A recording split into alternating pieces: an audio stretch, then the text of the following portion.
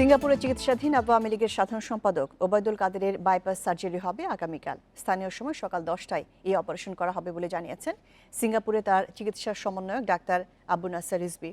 অধ্যাপক রিজভী জানিয়েছেন, ওবায়দুল কাদেরের শারীরিক অবস্থার আরও উন্নতি হয়েছে।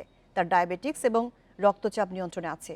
এর আগে সিঙ্গাপুরের cardio thoracic surgeon doctor Sebastian Kumar Sami Obaidul কাদেরের চিকিৎসার সর্বশেষ অগ্রগতি এবং সার্জারির বিষয়ে পরিবারের সদস্যদের জানিয়েছেন। তিনি আগামীকাল ওবায়দুল কাদেরের সার্জারি করবেন। গত ৩ মার্চ অসুস্থ হয়ে বঙ্গবন্ধু শেখ মুজিব মেডিকেল বিশ্ববিদ্যালয়ে ভর্তি হলে তার হার্টে ৩টি ব্লক ধরা পড়ে। পরে ঢাকা থেকে এয়ার অ্যাম্বুলেন্সে সিঙ্গাপুরে নেওয়া হয় সড়ক পরিবহন ও সেতুমন্ত্রী ওবায়দুল কাদেরকে। জনাব ওবায়দুল কাদের সাহেবের শারীরিক অবস্থা আলহামদুলিল্লাহ অনেক ভালো আছে। ওনার প্রেশার, ডায়াবেটিস সবই কন্ট্রোলে আছে। মাউন্ট এলিজাবেথের ডাক্তাররা সিদ্ধান্ত নিয়েছেন আগামীকাল 10টায় ওনার বাইপাস সার্জারি হবে। ওনার পরিবারের পক্ষ থেকে দেশবাসীর কাছে দোয়া চেয়েছেন।